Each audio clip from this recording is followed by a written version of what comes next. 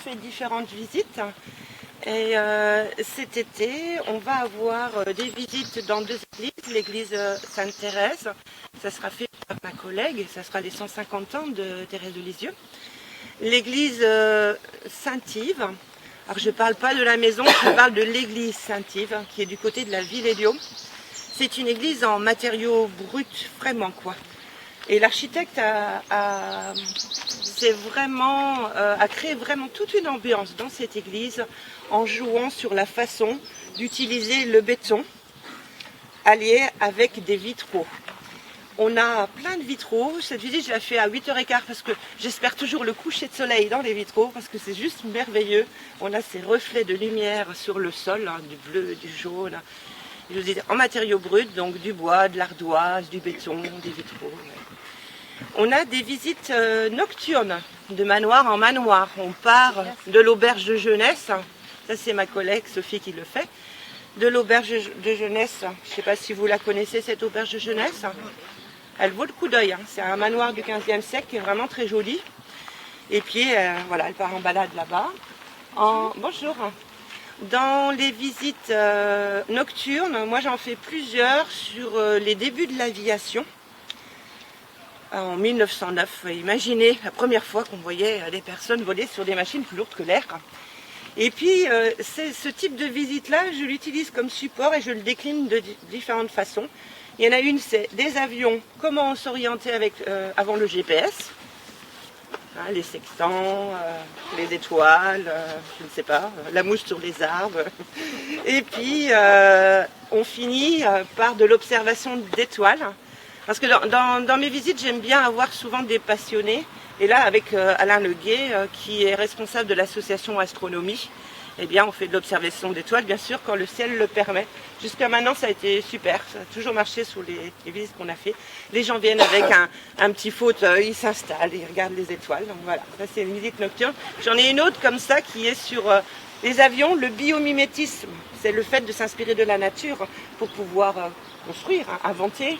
Et les chauves-souris, parce que dans les premiers prototypes d'avions, c'était beaucoup en lien, soit ils s'inspiraient de pigeons, de chauves-souris, et sur les chauves-souris, il y aura Thomas du JMB, c'est un groupe, une association un peu comme Vive Mort Nature, mais sur les mammifères. Et on a une partie en salle et une partie en extérieur où on va partir avec une petite boîte magique qui permet d'entendre ce qu'on ne peut jamais entendre, c'est les ultrasons. Et les chauves-souris, elles communiquent avec les ultrasons. Voilà. On a une autre visite qui s'appelle Balade Cessonnaise, vers la plage du Valais et les étoiles aussi. Sur les journées, on a les coulisses de la ferme de la Ville-Auger, mais c'est les endroits où vous n'allez pas habituellement. On va dans le jardin d'essence, on va dans le poulailler, on monte dans le laboratoire en haut où il y a des squelettes, enfin il y a des choses vraiment à découvrir sur les animaux. Oui, des animaux empaillés, par exemple, c'est interdit, mais là, ils sont conservés pour pouvoir montrer aux enfants ce que c'est qu'un renard, une fouine, etc. La Villa Carmini, la première fois que je vais faire ça cette année, c'est les premiers Carmels à Saint-Brieuc, l'arrivée des Carmélites, jusqu'au Carmel qu'on connaît maintenant, c'est la Villa Carmini, qui est le conservatoire. Donc, je parle de la vie des Carmélites. Je fais visiter le conservatoire et on finit par le jardin. Et notamment cette année, mes collègues des espaces verts qui font un boulot aussi fabuleux ont créé un jardin médicinal. Donc ils débutent, ils commencent, les plantes ne sont pas bien grandes, mais on ira aussi parler un petit peu de ces plantes-là et puis du lien entre les religieuses et les plantes, comment on soignait. Et j'en oublie plein, mais n'hésitez pas, ceux qui veulent le programme, à l'indiquer en face de votre nom. Je vous mettrai dans un mailing et vous aurez les informations. Dans ceux que j'oublie, quand même important, les visites de la Tour de Cesson. J'y étais encore hier avec 18 peintres, parce que j'ai fait une journée un peu spéciale hier, c'était peinture et patrimoine. J'ai 19 peintres qui se sont inscrits et qui sont venus dessiner et peindre dans la Tour de Cesson. Tour de Cesson, on fait visite historique et le patrimoine naturel, puisqu'il y a un diagnostic qui a été fait par Vivard Mort Nature. On en a une qui n'est pas complète et j'en profite parce que je vous ai dit tout à l'heure que j'aime bien être accompagnée de plusieurs personnes pour les visites. Celle du 1er août, ça doit être ça. C'est une visite que je propose à 8 h du matin. Ouais, pour les courageux, parce que j'espère pouvoir faire d'autres observations et notamment voir le couple de faucons pèlerins qui niche sur la tour de Cesson. Et je serai accompagnée de Yann Lemeur, qui est ici, qui est vraiment aussi passionné d'ornithologie, tout ce qui touche les oiseaux. Et on va essayer de se compléter. Moi, je vais parler d'histoire, de la nature. Puis si jamais on a le bonheur d'observer des oiseaux, et bien on les fera découvrir aussi dans le cadre de cette visite. Voilà, il y en a plein d'autres, mais on va commencer celle-ci. Et la visite de Tikouat, ça doit faire 3 ans, je crois, ou 2 ans qu'on l'a fait. C'est la dernière, parce que je la programme toujours en mois de juin et en début juillet, parce que c'est la plus belle période pour les fleurs, puisque Tikouat, c'est aussi une roseraie. Une roseraie qui a plus de 80 ans. Alors, on est dans le parc Tikouat, qui avant s'appelait le De Beaux Manoirs. Tikouat, est-ce que vous savez ce que ça veut dire? Petit bois. Petit bois, oui. Maison, petit c'est maison. Maison de bois. Donc cette propriété, elle comprenait une maison de maître, une cour, des communs, une remise, une écurie, une basse-cour et des jardins plantés de beaux arbres. Le tout clos de murs. Donc là, on commence à apercevoir le mur. Vous allez voir que le jardin est complètement entouré d'un magnifique mur. On est dans la partie basse du jardin, qui est la partie la plus récente. La ville de Saint-Brieuc voulait aménager ce jardin pour qu'il soit ouvert pour le public, quoi. Donc ce square, cette partie-là, a été refaite en 2013. Aujourd'hui, je ne suis pas toute seule non plus. Yann est venu s'inscrire comme tout le monde. Si ça vous gêne qu'il puisse filmer ou autre, dites-nous. C'est juste peut-être une valorisation de... C'est plus moi que tu vas filmer, c'est ça. Une valorisation de ce que l'on fait. Je n'étais pas au courant, mais il n'y a pas de souci. Et puis, je vous disais, je ne suis pas toute seule. À ma gauche, on a Guillaume.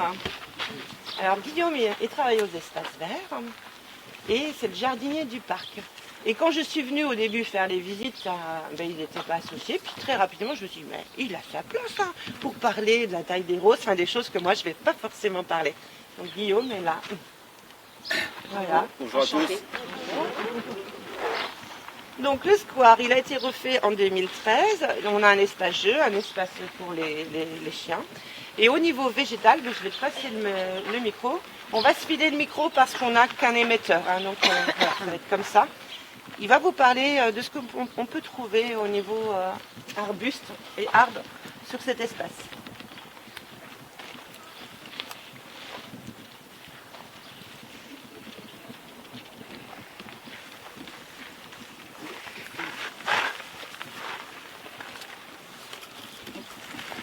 Bonjour à tous. Bonjour. Vous m'entendez?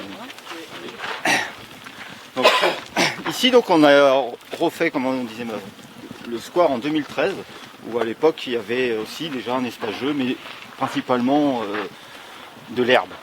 Et nous, on a voulu, à l'époque, il y a 10 ans déjà, réaménager tout ce site. Avant, sur le haut du square, il y avait sur tout le long du mur un endroit qui était plat, sur 5-6 mètres de large, et il n'y avait qu'une rampe de descente. Et là, on a voulu faire un fer à cheval, pour que ce soit un sens circulaire pour que ça fasse un lieu de promenade. Alors, au niveau des végétaux, aussi, on a voulu mettre plus de volume comparé à en haut, pour pas que les gens essayent de traverser. Donc, en végétaux basses, qui fait quand même déjà 50 à 60 cm, ce sont des cornus calcés. Donc, c'est un feuillage, comme vous voyez, et l'hiver, son bois est un peu rougeâtre. Juste à vous, ici, ce sont des bambous sacrés. Donc l'été, son feuillage est comme ça, et à l'automne-hiver, il devient rouge. Un vrai bambou? Un vrai bambou? Bambou sacré. Ça pousse pas, ça s'étale pas, c'est vraiment... Il y a 2 sortes de bambous sacrés, il y a celui-ci qui pousse à la hauteur là, et sinon il y a un qui fait à peu près ma taille. Ouais, donc madame a raison, c'est l'arbre à faisan. Alors vous me direz ici il n'y a pas de faisan, mais les oiseaux aiment bien les fruits. Donc au bout, on commence à en voir déjà, il y a des fruits rouges. Et ça finit avec une petite rampe blanche, on commence déjà à voir. Et là, le bout, ça crée en haut, qu'on verra mieux tout à l'heure, qui est le vert anis, le feuillage vert, plus pâle. On a des hortensias. Le premier rosier buisson. Et on a implanté aussi des sauges. Alors là, il y a une sauge rouge. Et à ma droite, il y a une sauge blanche et rouge. Voilà, principalement pour les végétaux, ici, et quelques graminées. Au niveau des arbres, nous allons planter aussi des magnolias. Et le concepteur est parti du tuya, par rapport à la couleur du tuya. Donc on est Reflète dans les bambous. qui reflète dans les bambous et le feuillage pastel avec le cestaria en haut. Voilà pour le parc ici. Non, Cornouiller principalement. sanguin, non. Non, pas ça. On a l'impression qu'il... Non, c'est le rosier. Ah, c'est le rosier, Ouais. d'accord. Excusez-moi, vous pouvez redire le nom, ça j'ai pas entendu. L'arbre à faisan. L'arbre à faisan. Allez, on va remonter jusqu'en haut.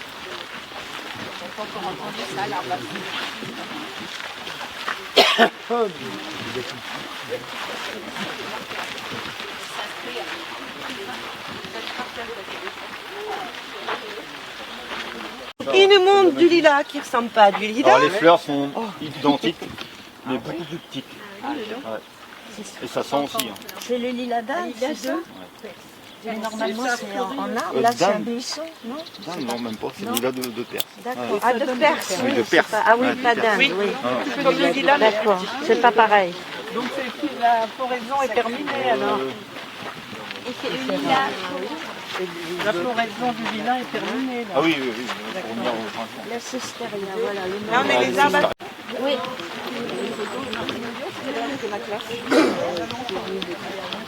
Moi je viens souvent. Vous habitez Saint-Rémy aussi? C'est une découverte. Eh bien, on est ravis que vous ne connaissiez pas ce parc parce que moi, c'est vrai que quand je l'ai découvert, j'ai demandé autour de moi, vous connaissez le parc Tiquat? Et plein de gens qui ne connaissaient pas, quoi. Et je me suis dit, bon, ce parc, il faut absolument qu'on le mette dans les visites. Moi je viens souvent à cause du calme. Je viens avec un livre. Ah, c'est ça. Je le connais depuis longtemps, mais par contre, je ne connais pas beaucoup les fleurs. Il y en a qui ont fait des photos de mariage dans ce groupe ici. Hein? Une, deux, trois. Vous voyez? Un parc, c'est ça aussi. C'est la vie des gens. C'est des événements, c'est des choses, c'est des souvenirs. Allez, on vous ouvre les portes du parc Tiquat. Alors, à savoir que ce parc est toujours ouvert. Il n'y a que le soir qu'il ferme. Le soir, il ferme à 20h. Mais vous pouvez toujours ressortir. Et vous rentrez au-delà de 20h. Sauter les murs, c'est un peu haut quand même. Hein. Oui, bah oui. Ou alors dormir dans le parc. Hein. Ça peut être bien aussi. Hein. C'est plus simple. C'est plus simple. Alors, ici, nous sommes... Oui, tout à fait, madame. Nous sommes dans la partie la plus ombragée du parc. Regardez autour de vous ces grands seigneurs, ceux qui nous accompagnent. Ce sont des arbres remarquables. Et effectivement, ce sont des cèdres de l'Himalaya. Celui-ci, celui-ci. Quand nous avons franchi la porte, de chaque côté, on a aussi deux magnifiques marronniers qui nous ont accueillis. À droite et à gauche de ceux-ci, ici et ici, ce sont des platanes, À feuilles d'érable. à feuilles d'érable. Là et là. Là, vous avez marronnier, marronnier, platane Platane. et platane. Platane à feuille On va avancer un petit peu. Je vais parler après, tout de suite. Ouais, qui surpris, ici, non. Oui, oui, oui. Allez, je laisse faire.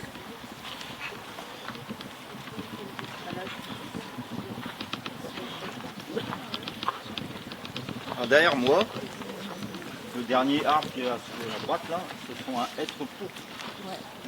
Il y a deux jumeaux en face de nous. Là-bas, on les reconnaît avec leurs couleurs. Ouais. Et sur le dernier de la lignée, à votre avis, c'est quoi? Deux jumeaux ici. Ah, les deux jumeaux là. Mais vous n'approchez pas pour pas tricher, s'il vous plaît. Les deux troncs là, qu'est-ce que c'est à votre avis? Ouais, on va pas s'approcher des étiquettes. Encore un tout petit peu, mais non, faut pas tricher. On voit plus. Un feuillage persistant. Ah, je crois que j'entends des choses intéressantes. On dirait quoi? Non, c'est mieux, c'est le boulot. Vous avez dit quoi, madame? Qui est blanc. Du hou. Du hou, madame a trouvé. Persistant, hein. On l'imagine toujours bas, mais c'est un arbre à l'origine. Hein. Alors de l'autre côté, on en voit un, ça va là-bas, c'est un hou aussi. Ouais, il est petit, et pourtant il a déjà 10 ans. On 10 ans, s'approche pour pensez, l'observer un peu mieux.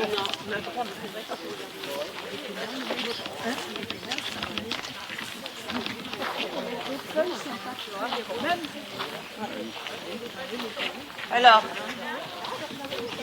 je disais, on s'approche pour mieux l'observer et madame dit, mais les feuilles sont pas très dentelées. Hein. Ah ben c'est normal, parce qu'en fait, quand on observe et on regarde un hou, il a des feuilles très dentelées en bas. C'est pour se protéger. Et plus il pousse, et plus on a des feuilles plus lisses, non dentelées, quoi. Alors, regardez bien encore une dernière fois ce hou. Il a quelque chose de particulier que Guillaume a découvert il n'y a pas longtemps, qu'on n'avait jamais vu. En haut, en bas, au milieu. Vous voulez des indices, c'est ça? Oui, tout à fait. Alors, alors, pas en haut, pas dans le feuillage. Sur le tronc, la verrue, c'est pas. La quoi? La verrue, La verrue? Non, c'est pas ça. L'excroissance du tronc, non, c'est pas ça. la même racine. C'est un tronc qui part en deux? Oui, c'est des jumeaux, mais c'est pas ça. Ah, la verrue là? Ouais, c'est pas ça. Il y a un fer à cheval dessus. Ah, J'ai comment? Il y a un fer à cheval dessus. Oui, j'ai vu ça. Je croyais que c'était une fossile. Et ça, on l'a découvert en fait vraiment dernièrement. On pensait que c'était lié à une coupe, mais pas du tout. C'est un fer à cheval là. Il y a un crochet dedans. Bon, madame, continuez un peu comme ça. Après, vous ferez la visite à notre place. Hein. Pas de souci. Hein. Voilà. Je vois pas clair et je fais. Il est vraiment incrusté dans le... Ah oui? dedans, quoi. Donc il a mis, voilà, malheureusement. ça repart. Aussi là, dedans. On va revenir sur les végétaux, donc devant vous ce sont des anémones. Elle commence à fleurir. Là j'en parle parce que jusque là c'était pas en fleurs. Et... Vous arrivez à les contenir parce que ça, Ah la bonne question. Tous les hivers on enlève un peu sur le bord mais ça pousse naturellement. Oui, c'est ça. À l'origine ça fait déjà 3 mètres de large. Il faudra revenir, regardez, imaginez toutes les fleurs qu'elles vont avoir quand même. Magnifique. Hein. C'est beau. Ouais. Je peux parler des crocus aussi. Faut venir à d'autres périodes dans ce parc. Derrière vous, sur la grande partie on devine encore la forme, là où c'est encore plus jaune sur le gazon. On a mis des crocus, donc 5000 crocus. Donc sur le milieu, il y a 2 mètres et on est élargi comme un nœud parc. Et devant la roche ronde là-bas, on a mis des tulipes. Donc venons vers ici. Donc là, il y a 1000, on a remis 1000 à l'automne. Voilà pour l'anecdote, parce que je trouvais dommage qu'on parlait toujours de la roseraie, mais qu'il n'y avait pas de fleurs l'hiver. Donc on va rajouter sur les grandes plumes. ça dure pas longtemps. Quoi. Ah, surtout cet hiver, ça a duré une semaine maxi. Ah ouais, en c'est général, ça, c'est 15 jours, 3 semaines. Cet hiver avec la pluie. Bah oui. Un peu de... Mais je pensais justement, en plus, ils sont arrivés très tard. Je pensais que vous étiez crevé. Ah oui. Le tilleul. Donc déjà, les branches étaient dessus et on avait des buissons et du lierre qui montaient dessus. Donc on a voulu un peu le restaurer, le redécouvrir autrement, quoi. Donc tout ce qui est en pierre, souche, c'est que de la récup. C'est vraiment que de la récup. À l'intérieur, on a une pierre. À l'origine, c'était une borne qui est entre le trottoir et la route. Mon collègue l'a imaginé au départ quand il l'a ramené, je lui ai dit qu'est-ce que tu veux qu'on fasse de ça? Et puis, C'est pas mal. le lendemain, il m'a fait une petite tête, je lui ai dit tiens, regarde. Et imaginez où c'est qu'on l'a trouvé. Pas le visage, mais la pierre. Toutes les pierres d'ailleurs, qui sont pas celle-ci, mais les autres pierres. Dans la rivière en bas. Il y a une rivière. Oh, oui, il y a une boîte en bas. Toutes les grosses pierres, les souches, et celle-ci, on l'a ramenée de la rivière. Les bambous, c'est ce qu'il y avait avant, contre le mur, il y avait des bambous. Donc on les a arrachés, et donc on a voulu faire un petit peu de décoration. Donc voilà pour l'anecdote d'ici. Mais l'entourage Et ça, il était fait. il était là et on a voulu vraiment le restaurer pour le mettre en valeur. Il a une forme bizarre. Ouais, alors d'où c'est que ça vient, c'est des rochers mécaniques, je suppose. Toutes les pierres qui sont au sol, ici, la plupart étaient enterrées et l'arbre poussait dessus. Quand on a voulu arracher l'arbre, on a dit tiens, il y a des cailloux. Il y a quelque chose. Et il y avait une ose en plus. Là il y a le bout d'ose qui reste. Et le reste, on l'a mis en haut à l'entrée. Donc voilà pour l'anecdote, on a voulu faire une rivière sèche. Donc comme quoi, On ne sait pas trop quand est-ce que c'est là. donc c'est un résineux, il fait partie des résineux.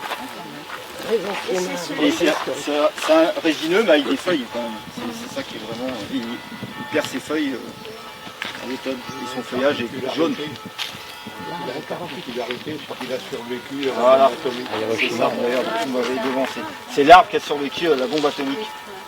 Donc la plupart des grosses villes maintenant prennent ça dans les villes pour aspirer de pollution. Ça a donné un intérêt, le fait. Ginkgo biloba. Il faut ramasser les feuilles quand elles sont en automne, quand elles tombent. Et offrir une feuille à quelqu'un, c'est un signe d'amitié. Et c'est devenu internationalement reconnu.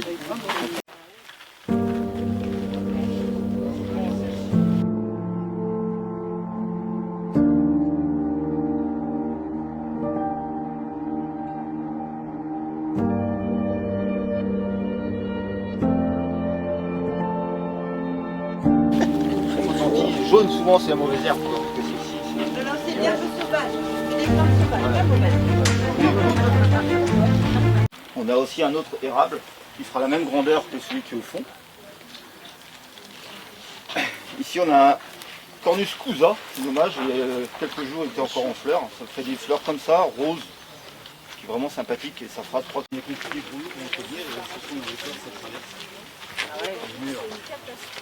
et ça faisait 6-7 mètres de haut. Ça fait que 2 ou 3 ans que vous avez enlevé. Non, c'est hiver. Ah oui, parce que c'est vrai que ça a changé d'aspect. Ouais. Là.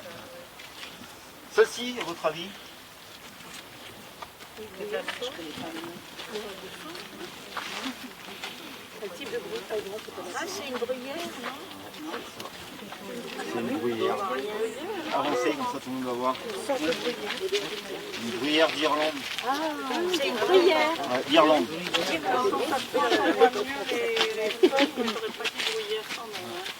Regardez, on voit les fleurs en forme de fleurs.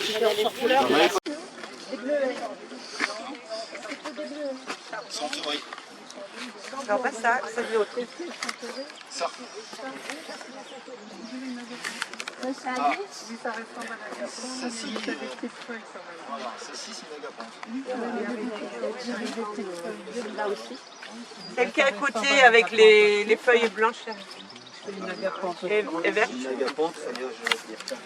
Ah bon, agapante aussi? C'est une agapanthe aussi. Bah, c'est la fleur, moi je L'agapanthe normale, en général, on la trouve avec une fleur bleue. Celle-ci, logiquement, elle a bleu, mais le liseré sera bleu. Oui, mais oui. Après le bambou, il prend pour faire.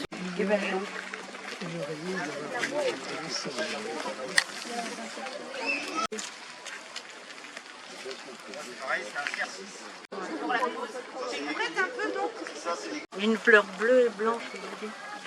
Celle-là aussi. J'avais ça chez ma grand-mère. Je ne me rappelle plus du nom. Elle n'a pas de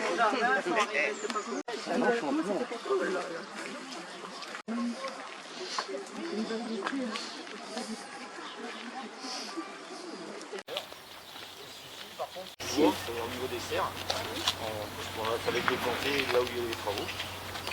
Et donc on l'a mis là cette année. Alors il était place du Guesclin, sortie du trou de jeu. Voilà, j'ai eu peur, mais non, il part. Donc maintenant il faudra voir l'année prochaine si il a mis du temps à partir, mais c'est bon.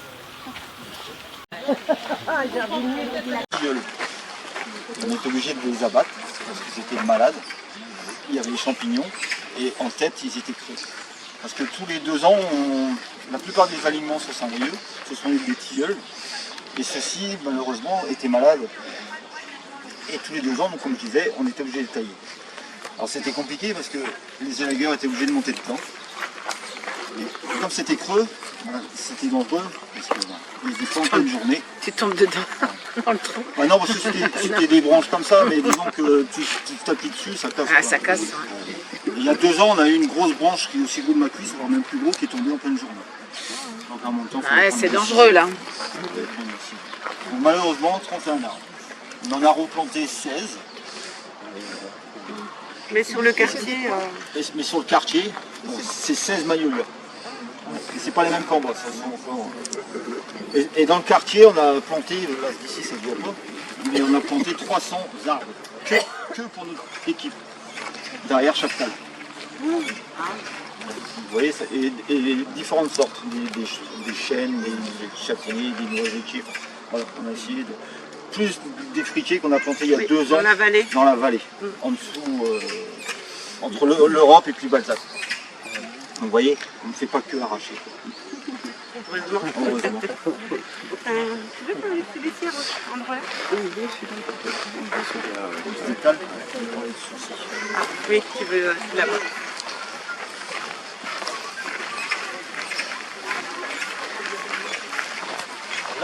L'arbre qui est tordu un peu, il est dans la propriété. Vois ce que c'est. Celui qui penche. Comme des cachots, mais je sais plus. C'est pas noyé? Non, pas un C'est pas un érable? C'est quoi, madame, comme métier? Vous êtes dans des associations naturalistes voilà, c'est bien. Donc madame a raison, chêne d'Amérique. Celui qui penche Ouais, comme ça. Ce qui est très intéressant, c'est que son feuillage est très pourpre, ocre à l'automne. Il devient même rouge à des moments. Il faut revenir en automne. Ouais. Ah, il y a plein de... C'était un général, un homme politique français. Sa mère était Marie-Louise de la Rivière, la voici. Comtesse de Pleuc. La mort prématurée de sa mère et de son oncle le mit tout jeune à la tête d'une fortune considérable. Il possédait des domaines dans une vingtaine de paroisses de l'évêché de Saint-Brieuc. C'est Lafayette, le vrai. Le fou, Le marin. Alors, il possédait une vingtaine de domaines, mais il y avait celui-ci, celui de on appelle la ville dorée en fait ici. Je vais partir un peu en arrière pour parler de ses ancêtres. Vers 1667, les ancêtres du marquis de Lafayette, sous le règne de Louis XIV, sont remerciés de leurs services rendus et obtiennent le droit d'habiter à l'hôtel de ville de Saint-Brieuc et au palais du Luxembourg, actuellement le Sénat. Il possède également le château de la Courbière, réduit à la fonction simple de rendez-vous de chasse à l'orée de la forêt de l'Orge. Vous connaissez la forêt de l'Orge? Voilà. Vous avez aussi là-bas. En 1737, naissance de Marie-Louise de la Rivière. Elle connaît d'abord une vie parisienne, pensionnaire au couvent des Ursulines. Elle déjeune au Palais du Luxembourg, donc au Sénat, où vit son grand-père, Charles de la Rivière, comte de Pleuc. Elle épouse Michel Louis, marquis de Lafayette, en 1554. L'acte des publications des bandes de mariage se trouve aux archives départementales. Marie-Louise donne naissance à un fils qui, à l'âge de 2 ans, fut orphelin de son père, tué à la bataille de Menden en Westphalie en 1759. Louis XV décide de verser à la jeune veuve une pension pour qu'elle puisse élever dignement son fils. Le jeune Lafayette, à l'âge de 13 ans, perdit donc son père, sa mère et son grand-père, puis le décès de son oncle, faisant de lui l'un des hommes les plus riches du royaume. À la cour, c'est un excellent parti. Un mariage est arrangé et l'unit à Marie-Adrienne de Noailles le 11 avril 1774. Il était âgé de 16 ans. Il devient lieutenant, capitaine. Il déteste les Anglais. Il les rend responsables de la mort de son père. Il s'enthousiasme pour la cause des insurgés américains. La France est en paix en Angleterre et en plus son beau-père est ambassadeur à Londres. Mais bon, il est décidé. Il équipe une frégate à ses frais, la Victoire. En 1777, il pose le pied sur le continent américain. De retour en France, il fait construire en 11 mois la célèbre frégate Hermione. Pas celle-ci, parce que ça c'est la reconstruction. C'est vrai. Celle-ci. Ouais. La construction de cette frégate correspond à l'apogée de la marine à voile à l'époque glorieuse où la flotte française remporte des victoires décisives. Le marquis de Lafayette a su convaincre le roi Louis XVI. La France s'engage officiellement aux côtés des Américains avec un effort financier et militaire. Hermione prend part active à cette guerre qui se conclut par la naissance des États-Unis d'Amérique. Cette guerre a duré 21 jours. Les Britanniques se sont rendus. Cette victoire a pour conséquence le traité de Versailles qui a été signé 2 ans plus tard. Alors, et l'indépendance bien sûr des 13 colonies. La frégate Hermione a coulé le 20 septembre 1793. Où il est Guillaume? Il a une petite anecdote lui par rapport à la frégate. Donc, elle a coulé. Elle a complètement disparu et presque 200 ans après, en 1984, elle a été retrouvée. Donc trouvé, il n'est pas. En ce moment, il est trouvé. Alors, les pas, normalement, a été retrouvée au large du Croisic. C'est une anecdote. Depuis plus de 15 ans, maintenant, un peu plus. J'étais charpentier de marine. J'avais envoyé un CV pour aller travailler là-bas. Et je me suis dit, je continue, j'arrête ce métier-là. Et je suis reparti dans mes études. Et je suis voilà, arrivé paysagiste dans mes études de paysagiste. Donc moi, mes collègues, ils sont partis travailler sur Hermione. Et puis, je me voilà ici. Sans regret. Ah ouais. Bon, il aurait pu nous en dire plus, mais il ne serait pas là. L'Hermione est reparti en chantier sur Bordeaux depuis 2 ans. Et il y a Non, à Bordeaux. l'étrave est à Brest. L'Hermione est à Bordeaux actuellement. L'étrave est à Brest. Oui, Mon neveu y est sur l'étrave. Ah oui, Et charpentier aussi. d'accord. Bon. En tout cas, quand ils ont retrouvé la Hermione, il y a eu 5 années de recherche sur cette frégate. Et de 1997 à 2014, 17 ans de chantier pour permettre à la nouvelle Hermione de prendre la mer. Vous vous rappelez combien de temps ils avaient mis pour la construire? 11 mois. Voilà. Je suppose que les moyens étaient aussi différents et ça a dû coûter aussi très cher de pouvoir refaire ce type de bateau et c'est malheureux qu'il soit maintenant en danger. C'est l'un des plus grands navires historiques, puisqu'on est sur des bateaux qui font plus de 44 mètres. On va vous montrer des photos de la reconstruction. Et là, ce sont des graphismes. Et la reconstruction, on l'a là. Je vais un peu s'approcher pour montrer aux différentes personnes.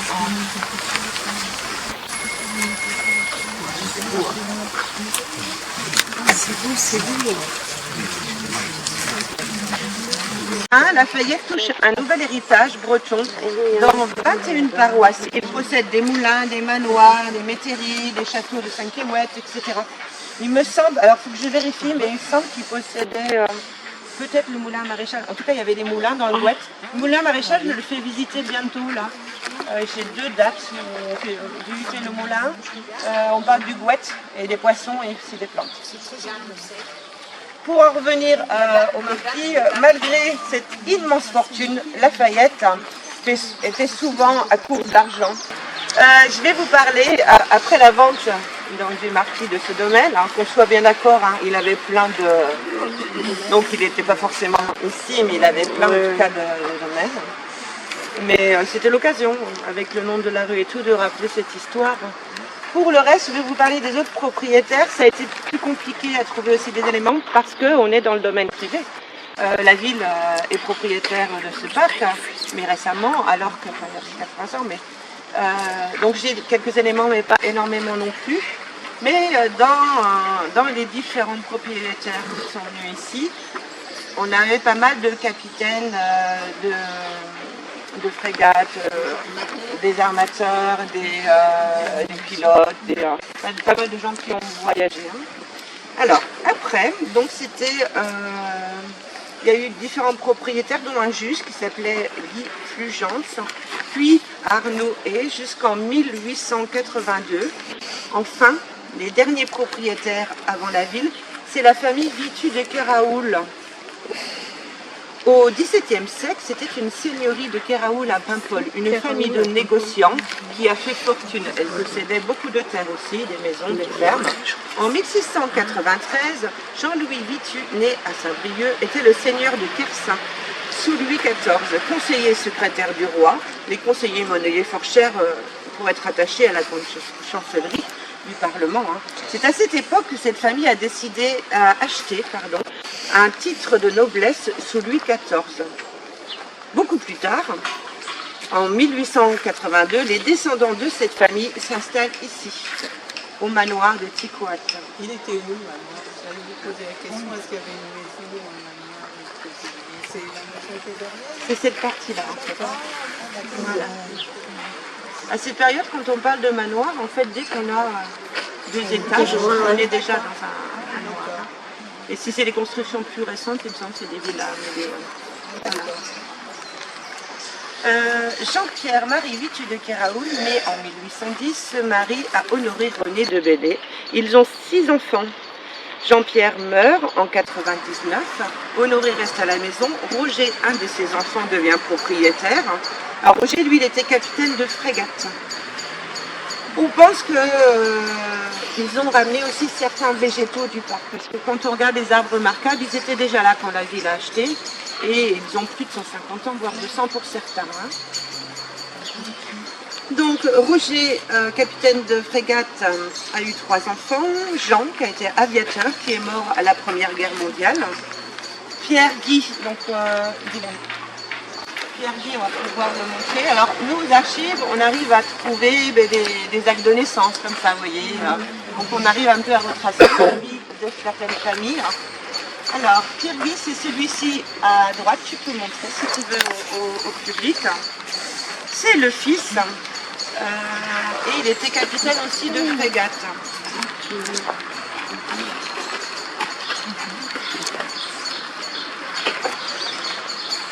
Et sa sœur, on va vous montrer aussi un visuel après de sa sœur, Marie-Thérèse. Elle était présidente des Guides de France et a contribué au rayonnement national et international, notamment du scoutisme féminin. C'est vraiment grâce à elle que ça s'est développé, quoi. Alors Marie-Thérèse, on va la montrer. Tout le monde a vu le capitaine de frégate. Ils étaient élégants quand même dans leur costume. Voici. Marie-Thérèse, au milieu scoutisme. Alors Marie-Thérèse, j'ai dit en 77. On est dans les 1900 passés. La date précisément. 1940. C'est peut-être marqué dans l'article ce que j'ai mis dedans. Permettez, je regarde. Voilà, donc Marie-Thérèse. Parce que les scouts, ça... Elle est née en 1889 et elle meurt en 1977. Marie-Thérèse. Ça, c'est pas vieux. Elle est guide de France, elle succède là. Donc on est dans cette période-là. Alors ces photos-là, tu peux les montrer aussi. Par contre, on sait qu'elles ont été prises ici parce que ce sont des personnes qui côtoyaient qui étaient très proches de la famille Vichy de Caraoul. Mais on n'a pas, pour l'instant, on n'a pas pu identifier qui sont sur les photos. C'est peut-être Marie-Thérèse, mais on ne le sait pas en fait pour l'instant. Alors, en 1909, Louis, cette fois-ci, c'est d'autres frères, devient propriétaire après Roger qui est décédé. Il se marie à Camille et ils ont 2 enfants. Et cette famille est restée jusqu'en 1935 ici, dans ce domaine. Ce que l'on sait de cette famille, c'est que c'était une famille engagée dans la résistance, FFI, Force française de l'intérieur. Et on peut encore trouver le blason de cette famille, Vito de Caraoul, notamment derrière la maison commune de la Cité Jardin, j'en ai parlé tout à l'heure. On va vous le montrer, le blason. Il y en a qui ont fait des visites de la Cité Jardin? C'est bien. Il y en a, oui. Oui. Oui. Vous avez vu le blason sur la chapelle, il est difficile à identifier parce que voilà, le temps a passé, mais ici on peut le voir. Celui-ci, c'est un que j'utilise en relief quand j'accueille des malvoyants. J'ai quelquefois des plans en relief. Ça représente quoi? Alors, on a 2 massues. Je peux te mettre ici que tout le monde puisse voir vers le public, s'il te plaît. On a 2 massues ici. On a un croissant et on a 3 feuilles. Voilà, ça c'est vraiment le blason de la famille. Et je vais vous montrer où elles étaient. Ici. Au XVe siècle, il y avait un manoir à la ville de Ginglas, Une chapelle en dépendait. Elle était à peu près où il y a la résidence Prévalon actuellement. Vous situez? Oui. Et en fait, les ruines de cette chapelle sont maintenant derrière la maison commune. C'est un porche romain avec un bénitier et au-dessus, on trouve le blason de la famille Vichy de Caraoul.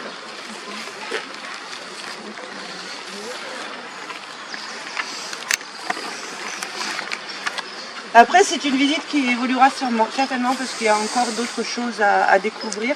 Peut-être que Pierre, tu avais trouvé des choses sur les Vichy de Caraoul. J'ai eu un conseiller municipal qui s'appelait Vichy de Caraoul. Un conseil municipal? Conseiller municipal. Un conseiller municipal, d'accord. Jusqu'en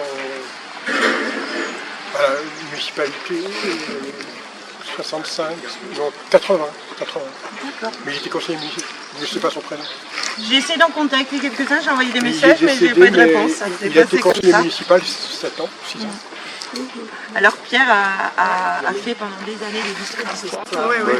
Vraiment, merci pour toutes les recherches qu'il a fait et puis pour l'animation de ces discours d'histoire. Donc en 1935, la ville achète cette propriété. En 1936, la propriété est transformée en auberge de jeunesse, ici. Actuellement, alors elle va rester auberge de jeunesse jusqu'en 86-87 à peu près. Et elle est transférée à la ferme de la ville Guillaumard, un superbe manoir du XVe siècle. Ça, on fait visiter aussi. Cette visite s'appelle De manoir en manoir. Je vous invite à aller le voir, il est vraiment très beau. En 1940, travaux et accueil de 150 réfugiés. En 1943, l'inauguration officielle du jardin. En 1955, l'achat d'oiseaux pour agrémenter les jardins. Donc il y a des paons blancs, des bleus. Ils agrandissent le parc en 1975. Et depuis 1995, ici, sur tous ces bâtiments, ils sont occupés par la maison, le foyer de vie l'ADAPI. Voilà un petit peu sur l'historique de ce parc. On va s'approcher de la roseraie.